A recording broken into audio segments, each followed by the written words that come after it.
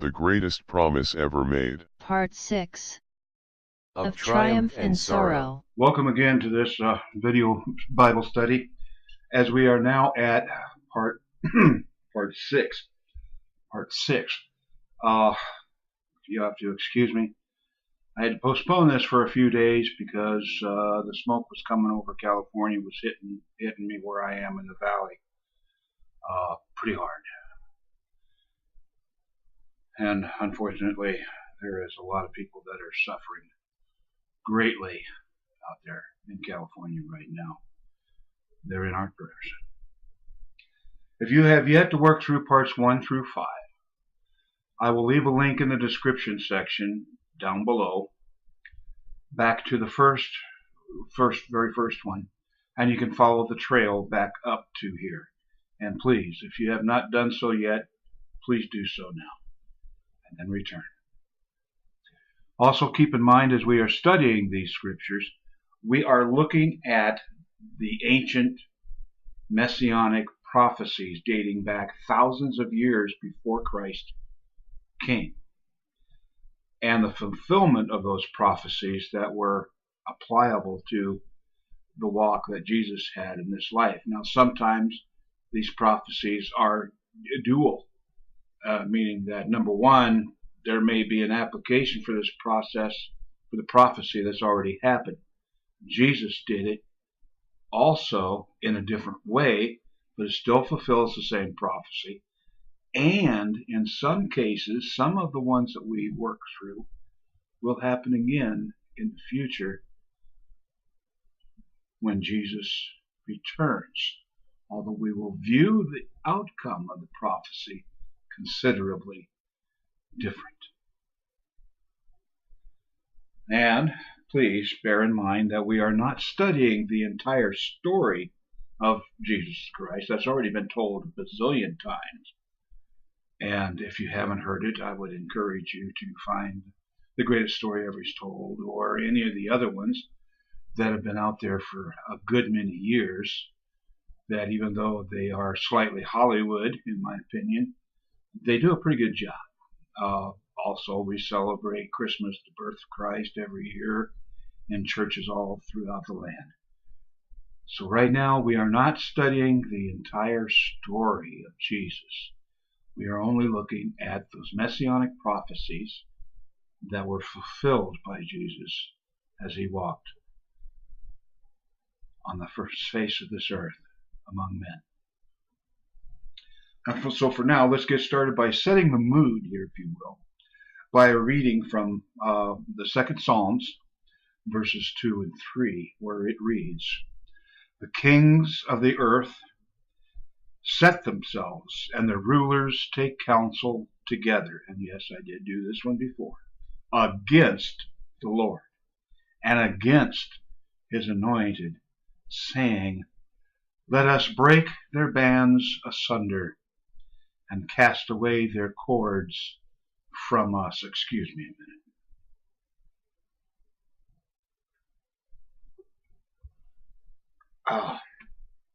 All right, now I'm going to follow up this time with Matthew chapter 26, verses 1 and 2, and 3 and 4. I'm going to kind of separate them just a little bit. I'm reading 1 and 2 so we understand what's going on a little bit, and then 3 and 4 actually will be a fulfillment, in a sense, to what was said in the second Psalms. In 1 and 2 it reads, "And it came to pass, when Jesus had finished all these sayings, he said to his disciples, you know that after 2 days is the feast of the Passover, and the Son of Man is betrayed to be crucified." Now, you know, Jesus told his disciples many, many times that was going to happen. They somehow just really couldn't put it together. They couldn't wrap their mind around it, to use a modern term. I don't think I could either, but that's me. Now let's go on into Matthew's chapter 26 at verses 3 and 4, where it reads, "Then assembled," this was happening at basically the same time, Many of these chief priests and scribes and Pharisees had witnessed what Jesus was saying. So then it reads in chapter 26, verse 3 and 4, it reads, Then assembled together the chief priests and the scribes and the elders of the people unto the palace of the high priest who was called Caiaphas. And they consulted that they might take Jesus subtly and kill him. Now these things in Matthew 26, they happen just a matter of a few short days, or even a day and some hours, after Jesus made his triumphant entry into Jerusalem on a colt and an ass.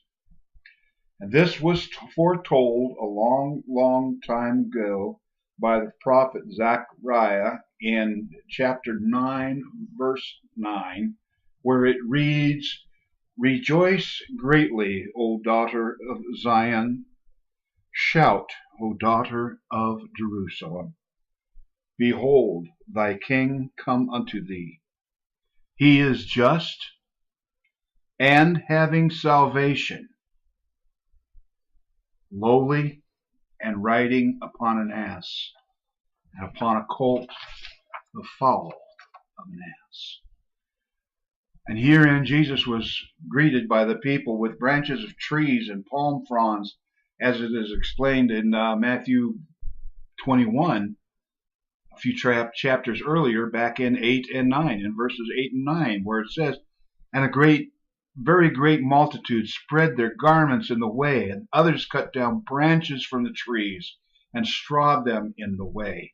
And the multitudes that went before and that followed, they cried, saying, Hosanna to the Son of David. Blessed is he who comes in the name of the Lord. Hosanna in the highest. And now if we buzz back again to Matthew 26, verses 14 and 16, it reads here, because now we've explained what's happening here. We've kind of given a little bit of the picture. We're going to explain now about the prophecy of Judas Iscariot. In Matthew 26, verses 14 and 16, it reads that one of the 12, called Judas Iscariot, went unto the chief priest and said unto them, What will you give me? And I will deliver him unto you.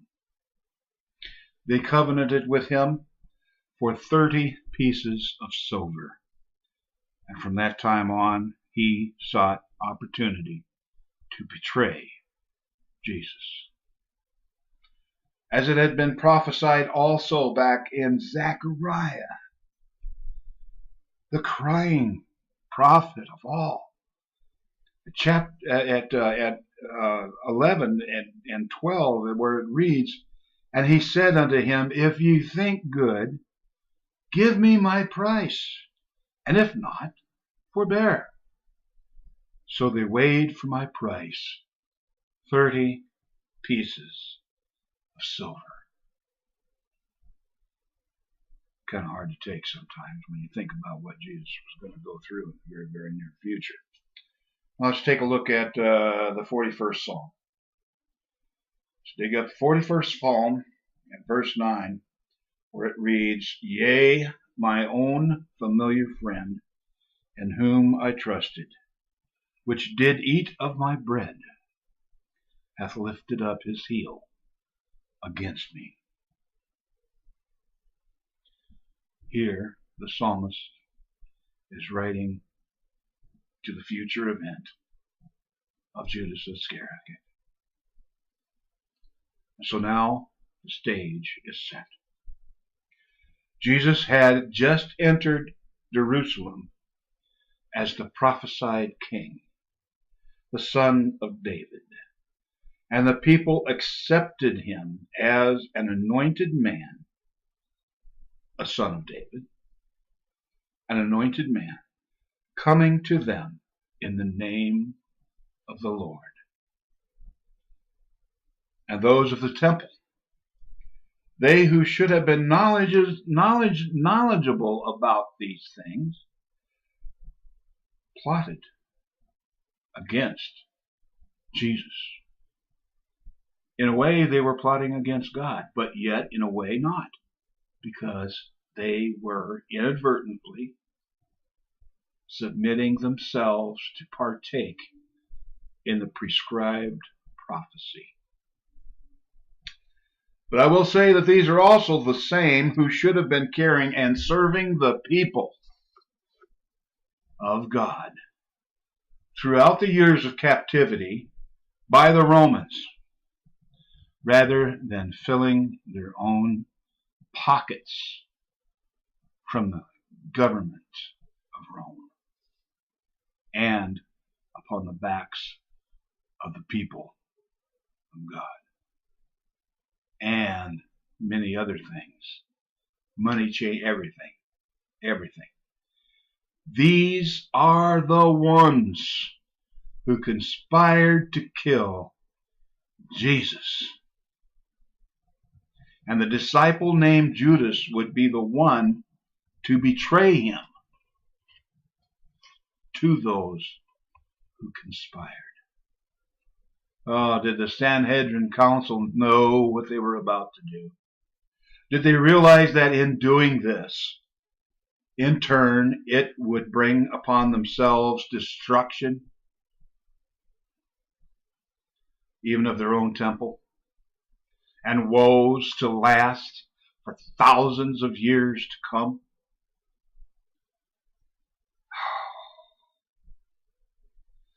At least long last until the day, the very day, that they all will within say, "Blessed is he who comes in the name of the Lord."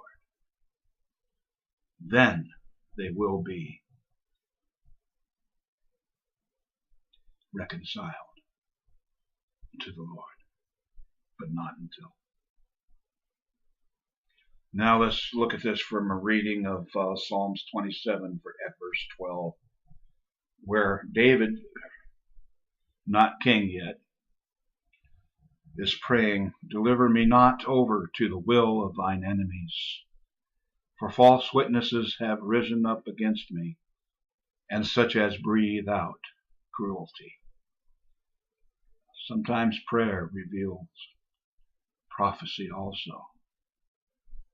Even though Psalms 27 verse 12 is from David's time, the New Testament fulfillment of that is also found repeated in Matthew 26:59 and 60, where it reads, "Now the chief priests and elders and all of the council sought false witness against Jesus to put him to death.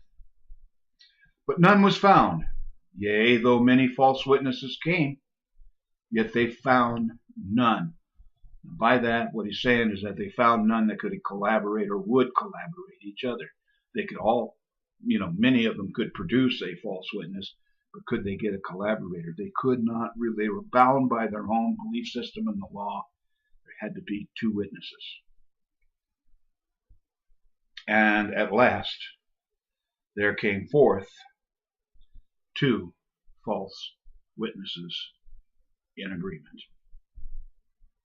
In Psalms 38, as a prophecy, verses 11 through 15 reads, "My lovers and my friends stand aloof from my sore, and my kinsmen stand far off." I'd like to interject here. Jesus, at this time, is in the house of Caiaphas. The disciples have scattered to the four winds, afraid of being taken and seized themselves. Rightfully so. They scattered to the four ends of the earth. Mary, yet at this point, while he's at the house of Caiaphas, has probably not heard. His family has probably not heard that he was taken or surrendered himself at the garden.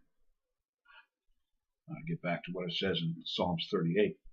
"They also seek after my life, lay snares for me, and that they seek my hurt, speak mischievous things. Again, going back to finding all the witnesses that would agree. There was plenty of witnesses that would say this or that, but they couldn't get two of them to agree until the very end of the Caiaphas hearing. And they imagined deceits all the day long. But I, as a deaf man, heard not, and I was as a dumb man that opened not his mouth. Thus I was as a man that heareth not, and in whom mouth is no reproofs. For in thee, O Lord, I do hope. O wilt thou hear, O Lord my God. Then we go to Matthew 26 at verses 46 and 47, where it reads, Rise, let us be going. Behold, he that is his hand that doth destroy or betray me. And yet while he spoke, lo, Judas, one of the 12, came, and with him a great multitude with swords and staves, from the chief priests and the elders of the people. Now see, this here is a little bit out of sequence to what I normally do. But here we were talking about the first trial at the house of Caiaphas, the tribunal, if you will. Now we're back to where the chief priests and the elders of the people, the swords and the staves and all that came. They came to capture him at the garden. And so, yes, Jesus surrendered himself to them. He surrendered himself to go forth and face all these trials, knowing as well as any man could ever know, because he was God, he knew what he was going to face. So now we may jump back to 26, 64, or 62 through 64, where we find out that at this first trial of Jesus, the high priest arose finally and said unto him, Answerest thou nothing? For he spoke not.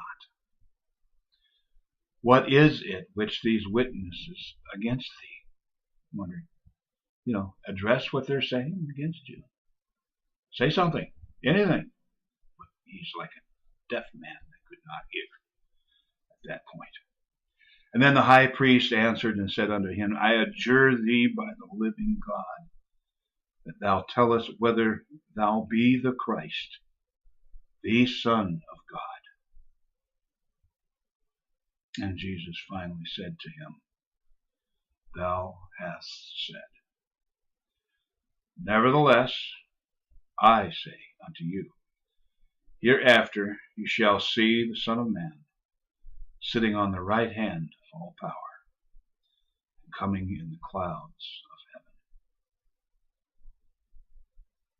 So once more we may find it true that the things that the Messiah would go through, Jesus did accomplish.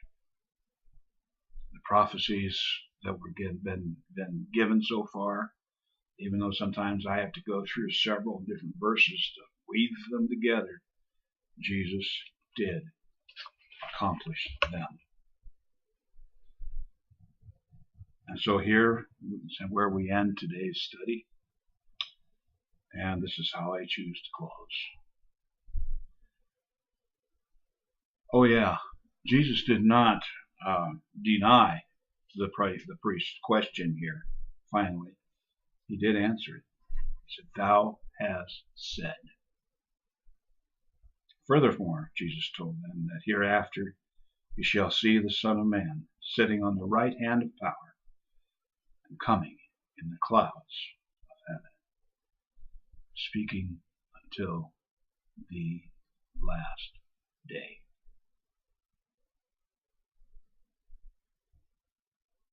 With that, I leave you now. For this is B.D. Baker saying to you all, hope is to see you at the wedding. Thank you for putting up with my sour voice. We shall see you someday soon, I hope. God willing. Bye for now.